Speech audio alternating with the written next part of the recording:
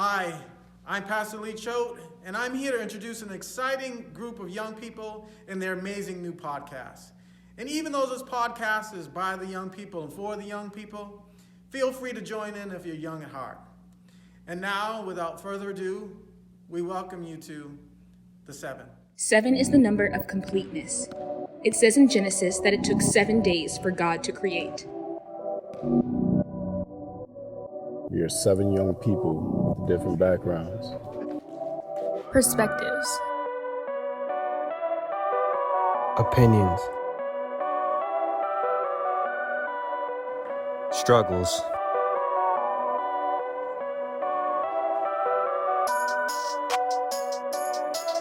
successes.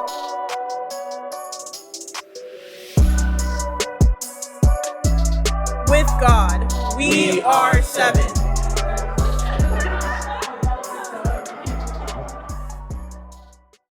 Welcome to NAP 7 the podcast.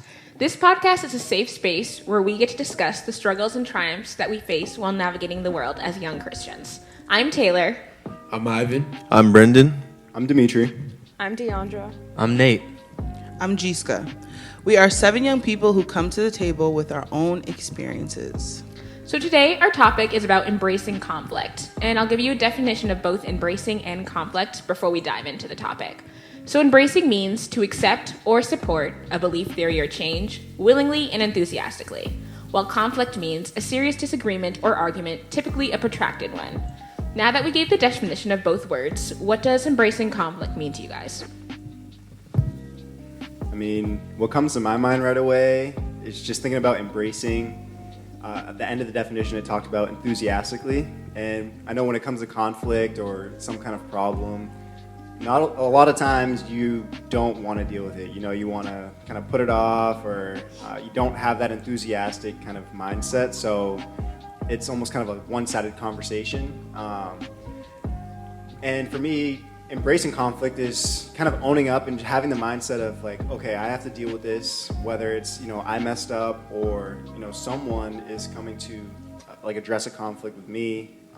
Let's find the best way to handle this. Kind of like taking ownership in your part in the conflict and why it started, how it started. Mm-hmm.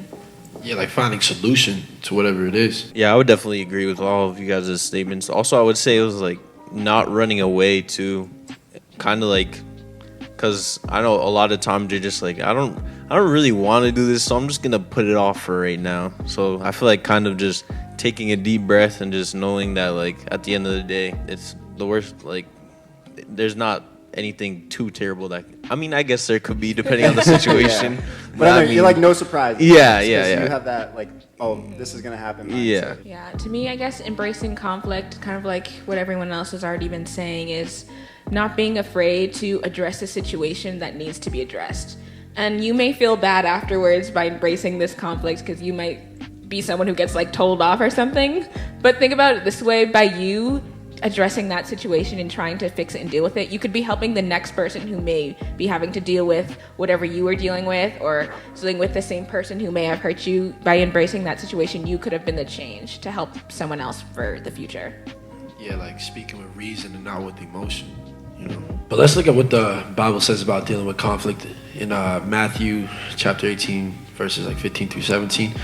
If your brother or sister sins, go and point out their fault just between the two of you. If they listen to you, you have won them over. But if they will not listen, take 1 or 2 others along, so that every matter may be established by the testimony of 2 or 3 witnesses. If they still refuse to listen, tell it to the church. And if they refuse to listen even to the church, treat them as you would a pagan or a tax collector. So that leads me to the question, does any of us embrace conflict this way? In all those steps, like in that exact order, no. But I think definitely when it comes to conflict, the theme of like, approaching it from different angles and different ways to try to get through. Because, in one of the sermons that Pastor Lee had given, it's not always going to work the first time. You're going to have to keep, either trying to come back or keep praying or keep working with someone. And yeah, I definitely take that approach of, okay, this didn't work. Like if you're trying to get your brother to do something with you, it doesn't work, so then you go get like another friend to come over and you have them come with you. It's tough to think about an example, but yeah, I would say I do embrace conflict that way? I would agree with you as well. I definitely feel like if you like, there's not one side of a story that's true. I feel like you kind of have to work on both sides. That way, you guys can both come to an even conclusion. Otherwise, one of the person is always going to feel cheated and try and continue the conflict. So I feel like trying to see it from both ways is probably the only way it's going to pan out. Yeah, I agree. Kind of like what Dimitri was saying, not specifically in that order, but like some of the steps I definitely think I do. So for example, the first one, it talked about going to that person individually and talking about the conflict. That's definitely like the first step I take, because you never set out like wanting to like make someone upset. Like I don't think that's any of our goals. So just having a one-on-one conversation to like kind of get their side, like Brendan was saying. And for an example of this, I was a captain in basketball, so we had one of our teammates was skipping lifts in the morning that are like extremely early, and our other teammates were getting upset. Like, we're all here holding each other accountable, working hard, and she's just like not coming every day. And so as a captain, I was like, all right, let me individually talk to her. And that was a good idea because, like Brendan said, you don't know both sides of the story. So after I ended up having a discussion with her, she was struggling with some serious mental health issues, and she was very stressed and overwhelmed, and she had a lot going on.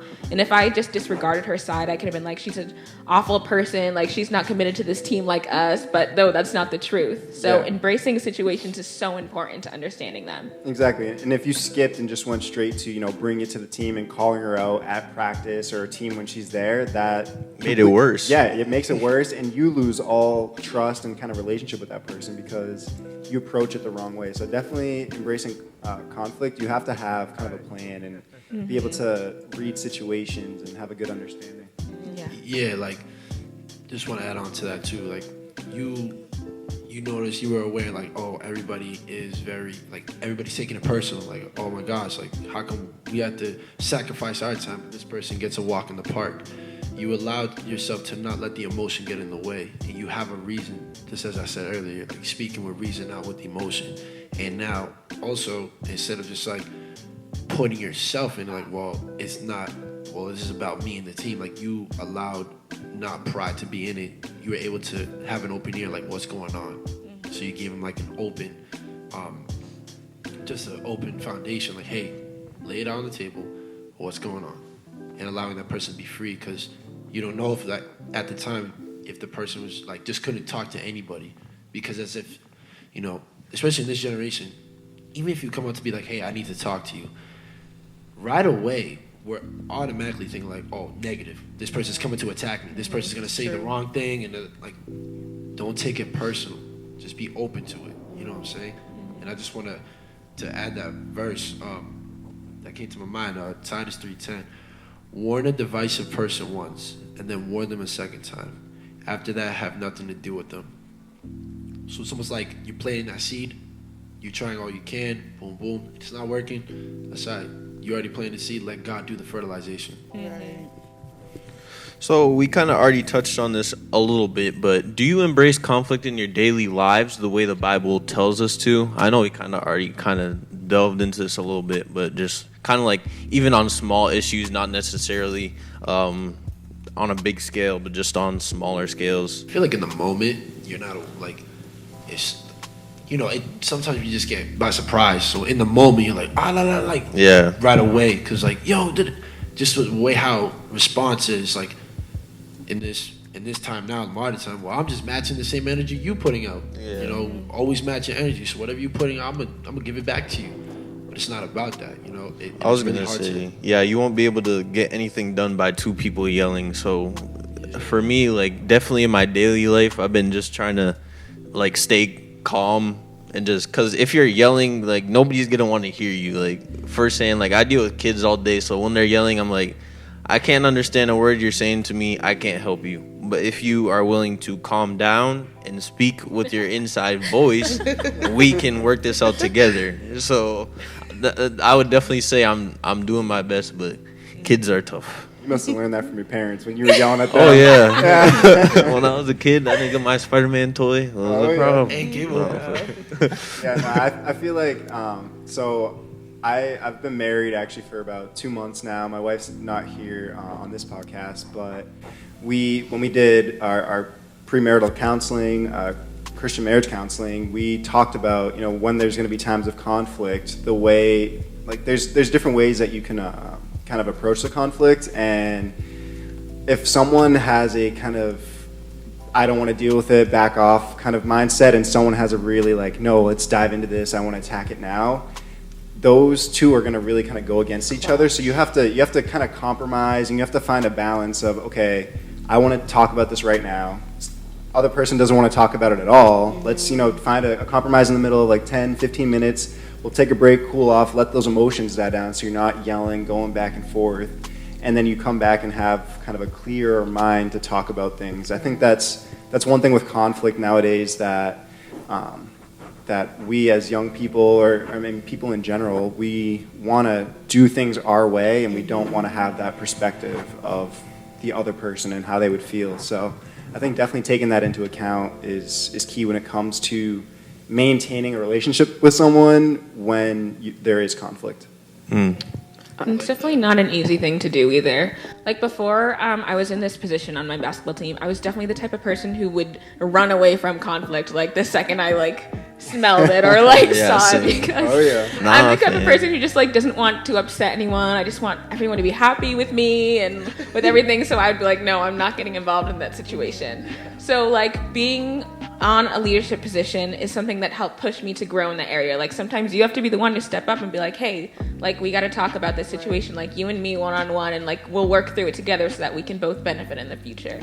And so that's something I definitely still work on, because I still don't like conflict, but I am like doing a little bit better about addressing situations and speaking my piece and my opinion in a respectful manner in order to like advocate for myself and advocate for those around me, because we're not going to let people just step all over us. Like Christians, Definitely. we're supposed to be good people, but that doesn't mean that you let people like diminish you. Bully you. You can stand up for yourself. Right. And I'm kind of on the other spectrum of you. You don't like conflict, but I actually enjoy conflict, and not from a sense of like, oh, I want to create conflict and I want things to happen, but I love embracing it and like coming to a solution where both parties are happy. Like I love dealing. I don't love conflict. I love dealing with conflict because of the end result. And for me, that can get a little bit dangerous, because if I'm trying to like really have a solution that I want, and a person who I have conflict with doesn't want that, then it's going to be really tough to maintain that relationship. So I think definitely knowing where you are on that, like liking the kind of conflict and being aggressive with it versus really not wanting to deal with it, pushing outside of your comfort zone. And for me, pushing outside my comfort zone is letting things chill a little bit. And for Taylor, it may be getting a little bit more into it. But yeah, it opens up a lot of things, especially into your mind, like what you usually thought would go through in a regular conversation. But sometimes it's at certain times when you have conversations with other people, it really opens your mind on how to approach it. You kind of touched on this. I think too, like taking time for yourself, talking to God, He's your helper, getting in your word to maybe see how you can come to a resolution in the situation. A lot of the times for me, I'm like one of those people that likes to like jump in, and it doesn't go too well. But yeah, learning to take time to cool down. Like when you speak out of anger, you say things that you don't mean, but maybe when you can rationalize where you were wrong and what you could have done better, I feel like you get a better outcome. yeah, so I guess I'll jump into our next question. How do you embrace conflict, and why should you embrace conflict, or why should we embrace conflict? For the how part, I seen something where it said people listen to not to understand, but just to like talk back. So I feel like definitely like what you said, we have to listen to understand and like see where we're coming from. That I am like conflict, like I don't like approaching it right away because I get angry, and so I like think about the situation, I'll analyze it. Sometimes it takes longer, so it may look like I don't care, but I'm just like analyzing, okay, what did I do wrong and what can I fix? So definitely listen to understand and see where the other person is coming from. I think Dimitri said something a little bit earlier in the episode about like evaluating the situation that you're going into. Yeah. And I apologize, I use a lot of sports examples, so I'm going to use another sports example. So on my team, like you have different personalities and stuff. There are some people that are more timid, and then there are some people who take criticism very well. So like for example, if I'm doing something wrong, like my coach has no problem like yelling at me like, Taylor, like, don't do that. You're not supposed to do that. Or, you need to do this, blah, blah, blah. Like, I can take it like very well. Like, you can yell at me and it won't really faze me. But another person, that could get in their head and ruin them. Yeah. So if they're doing something wrong, or if they're doing something that needs to be addressed, like, that's when I would bring them in. Maybe, okay, in this situation, I have to bring her to the side of the court and be like, all right, this is what you guys need to do here. Like, blah, blah, blah. Talk about it in a way that's more cohesive to their personality and how they handle things. So just evaluating the situation of conflict you're going into, I think, is really important for how you embrace it. I want to add that, that's a really great point that you brought that up, because now I want to bring that viewpoint into like trade. If anybody's in the trade, like, plumbing, electrical, drywalling, roofing, like in that type of world, like it's very vicious. Like no one has patience. It's all like they'll come at you disrespectfully, like they don't care, like they'll completely violate you on the spot with everybody around it, because that's how people before them were just taught how to maneuver. And sometimes people say, oh no, that person's just soft. It's like, it's not that they're soft, it's just like, yo, there's a respect being involved. Like you got to be able to understand, okay, if this person can't operate like this, if I yell at them, well, let me try it like this. Because if you're gonna yell at them, they're gonna be scared to do anything, because they're always gonna think, well, if I just make this move, like they're second guessing themselves, like, well, if I do this, like I don't know if he's gonna yell at me, so now that person doesn't want to do anything. Yeah, I think that kind of got me thinking about our generation and even the people younger than us, and how like our parents or older generations talk about how either like emotionally soft we are, or how different things are, and I think, we've been in my mind, I've been picturing the conflict with someone like our age or someone that we know, but maybe thinking about like a conflict with an adult, or a conflict where there's kind of that like a bigger gap of differences. And it just makes me think about kind of embracing that conflict, but also trying to maintain, respect and understanding both ways. I don't know if anyone kind of has thoughts on that. I know I'm a little bit. No, I agree. It's definitely, it's like you said, like talking to older adults, especially, it's weird because we are adults, but the way we were raised, like our parents are elders, our uncles and aunts are elders, like we got to respect them no matter what. Like, so just trying to navigate that situation. How do I talk to them now as also being an adult and sticking up for myself? Because I have my own experiences too that they may not be able to understand. So it's definitely like a tricky situation that I'm still like navigating, but it's definitely interesting to think about. Sometimes too, it's not what you say, it's how you say it. Yeah, like your tone, your body language. Like if you're all like, as opposed to like, okay, I feel like, just your tone, your body language. I feel like a lot of the times I speak with my hands, so what I say could get a little lost in the sauce. Okay. Just watch how you're saying it. Like maybe you're not saying the wrong thing, but the way you're executing it, it's completely wrong. So yeah. Yeah, like just to add that as well, like you could be approaching it the right way, but at the same time, that person may not take it the same way you're trying to approach it. And don't get caught up like, well, maybe I gotta go this way. No, just don't take it personal. That person just receives it a different way, and just let it. You gotta learn. What I learned, like, just accept it. Accept the way it is. You tried, like, either good or bad, just accept it. That's how the situation went. Don't try to change something you don't really have much control of, because you can only do so much. But it also leads to the other side of the fence, what that needs to change as well. Like if people don't see an issue in their actions, they're not going to change it. You can do it. You can only do so much. Just let it be like that. Yeah, it kind of brings me back to the scripture that you had read, talking about going to the person and taking those different steps. But ultimately, it kind of came down to controlling what you can control. And the scripture kind of talks about you first approached them, and then you went with more people approached them. You brought it to the church.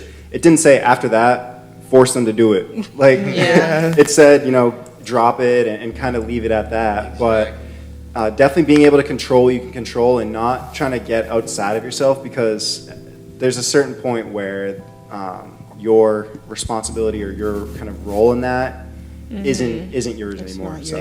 So one more thing I just want to say is like why we need conflict is definitely like conflict is one of the first steps in forgiving. And I would say like as Christians we definitely need to forgive. So holding that in and not having that conflict, having that talk, giving people the side eye, being passive aggressive, that's definitely like what we shouldn't be doing. We need to like talk to them in order to be able to forgive them. Yeah, conflict kind of like breeds change, and then change and growth and things of that nature. Yeah. Okay, yeah. So tell us about a time you had to embrace conflict.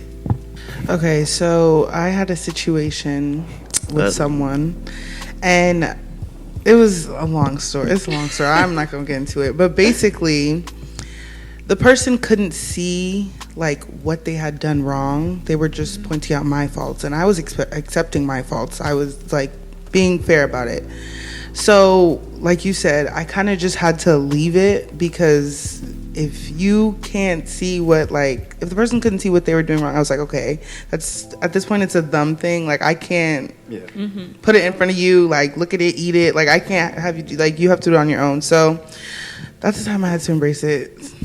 Conflict. Yeah, it makes me think about, I know we've been talking a lot about conflicts with other people, but internal conflicts too. And I mean, that's definitely been a big struggle, especially, you know, being around our age. There's so many different kind of paths we can choose in terms of what we want to do for work and things of that nature. And I think the best way that I embraced conflict, or the way that I kind of resolved it, was to really like take time to understand the situation at hand, and not try to just find an answer right away.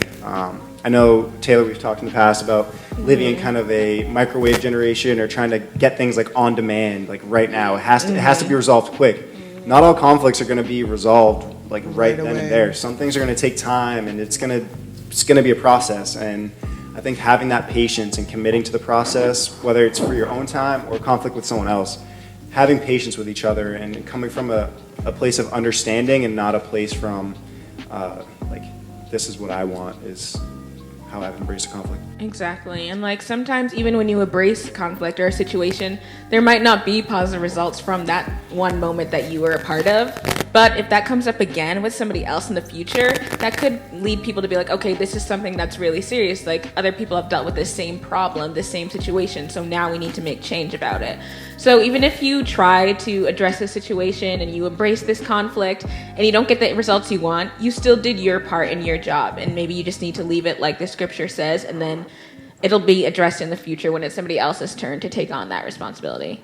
Yeah, just to add on to it, what you guys were saying, I've been in a position where, you know, the conflict wasn't even about me. It's just hearing from one person, but I haven't even heard the other side of the story yet.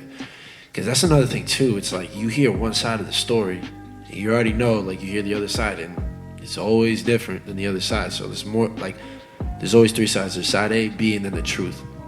And what I always done is, like, you gotta accept the situation how it is and move past that, because you're not gonna think about that 2 months from now, like, oh, this, like, it's not gonna do anything for you. Like, holding the grudge and just always just walking in the room with everybody y'all hang out with, and then you see that one person, like, whatever. Now it just kills the whole vibe for everybody else, or anywhere in the public, or just anywhere you go. You know, there's always a solution to any problem. There always is. Like, and like you said, it may not be it's not going to be right away, but it's later down on the road is going to be that realization, like, you know, I can't be holding this. Because why would you want to hold something that's not going to benefit you? Like, you're just growing malice, and you want to be able to make room for like love and upbringing spirit, like, you know. So you just got to accept the situation. If you tried your best, and, you know, like, you can only do so much, and don't take it personal. Like, just let it be. Speak with reason. You know? I would definitely agree with what you're saying as well. Another way that I've been, like, trying to, like, for embracing conflict, I've been trying to just like kind of what you said earlier about going home, like, stepping back, and then, like, viewing all the avenues, just, like, taking my time, like, be calm and breathing. Because like you said, like, with the microwave generation, it's all about just, like, instant decisions. Like, as soon as problems pop up, I want to get rid of them immediately. So I feel like I've been just trying to like go home, relax, like, wait for my, like, heart rate to calm down, and then breathe, and then be like, all right, bet now I can make a decision. Yeah, and it's also in that time taking the moments to pray and kind of educate yourself, reading the Bible, talking with kind of a mentor, and just not isolating yourself and making yourself alone, because some conflicts you can't handle by Yeah, yourself. definitely. You try to, and I know me, I'm very prideful, and I get to a point where like, oh no, I'm good, I don't need help, I can do this on my own, I'm good. And then when I get that help, I'm like, man, why didn't I just ask for this from the beginning? Like, I had no benefit trying to resolve a certain conflict by myself. So definitely just knowing, there's resources out there and to take your time. Yeah, definitely. I found out that there are 5 styles of conflict resolution. Which category do you fall in? Avoiding conflict, giving in, standing your ground, compromising, or collaborating? What do you For mean me, oh wait, yeah, go ahead. So that last one, collaborating. What do you mean by collaborating? Like collaborating, like within the conflict, like on the bad side, good side. Like, what do you mean? When I think of collaborating, I feel like it kind of means like working with somebody else to get to solve the situation. You know, like you're not like Dimitri said, you're not like, oh, I'm just gonna try and dive into this on myself. Like sometimes you need other people to weigh in and to help. So that's kind of my mindset. Yeah. Someone who's like sometimes maybe a mentor or Yeah, who has someone more older. experience in that Oh situation. yeah, like you said, other resources. Yeah, Yes. collaborating with someone like older too, someone who's kind of had that experience. Because Yeah. initially I thought too, collaborating kind of sounds like compromising, Yeah. working with the person. But I think exactly. it's talking about like outside of where the conflict is. I definitely fall into the compromising. Like, yo, just see like from that person's viewpoint, open up and just listen. Because everybody wants that, like that. I wouldn't want to say center of attention, but everybody wants to hear what one person has to say, like freedom of speech. Like, I want you to hear me out, and be able to just sit back, like, okay. And the fact that you're not gonna retaliate back with like spitefulness, like, boy, you did this, like, da-da-da. Like accepting, like you said, accepting the faults and being able to be like, you know what, I understand where I came from and where I ended up at and what I did wrong. And I understand, like, on your side too, I think it's better if we just do this, and that. That's where I see myself in. I feel like this question kind of ties into a little bit, Brendan, what you were talking about.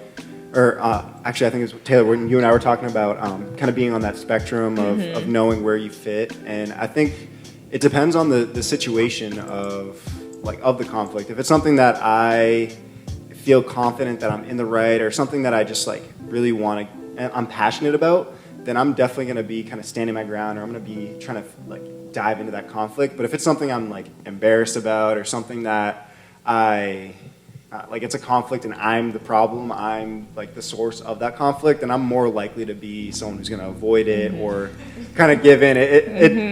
It stings to say it, but I'm just being true to myself. There are times where I cause a conflict, and you're embarrassed. You kind of just like, oh, I don't want to talk about that. Like if you mess up, Taylor, back to sports examples. Like if you mess up, or you didn't go to a lift, or you slept in, didn't like read your playbook, Didn't run the play. you don't want to go to coach and be like, "Hey, coach, I didn't do this." Like, No. But if it's a conflict where you're not the source of it, you might be apt to be more vocal about it. So it kind of depends for me. I feel like Yeah, staying with sports example. sporty group. So one time we were away at a tournament and I slept in a little late, and me and my roommate were late for breakfast at the hotel, and my coach was like, "You guys are gonna have to run at next practice." I was like, okay. And I could have just like avoided that conflict and like let her be like, all right guys, we have to run at practice today because people were late. But instead I took my teammates aside and was like, okay guys, like I apologize, I'm the one who was late for breakfast, and because of that we have to all run. Like, so I I know they were mad. People were, the team was like, yo, this person just disrespected us. But honestly, I feel like the way she did it though handles the conflict, and she embraced it. Like she owned up to it, took responsibility. I feel like that's a big part of growing up and becoming like young adults, or I mean even in work and stuff like that. Like if she just let it slide and they found out through the coach, they would have been like, oh my goodness, she's the worst, and she didn't own up to it. And then there would have been more tension in the team, and people would have been talking behind backs instead of just like coming out in the open with it. So it's good to embrace conflict. Yeah. It doesn't feel good in the moment, but it's good and benefits in the long run. Exactly. Not even that, but like on top of that, you avoided a higher point of conflict that would have came after. There was conflict. Nipping it at the bud. Yeah, exactly. I would say in terms of conflict, I'm more kind of collaborating and compromising at the same time. Because I feel like for a conflict to end like the best way it possibly can, I feel like both sides have to be like heard and like understood to a certain degree. If it's like an argument type, but like if you're saying like if you're in the wrong, and you obviously have to like go back to that and kind of give in and just say I messed up, like I'll take the fault for that one, we'll be all right.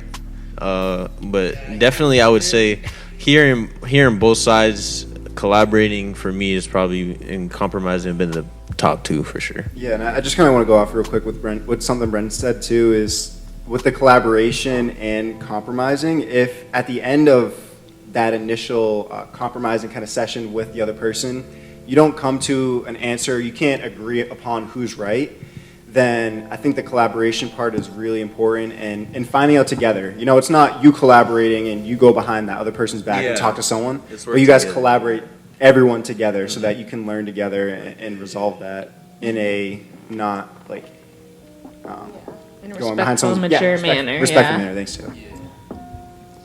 So, what advice do you have for a young person learning how to embrace conflict?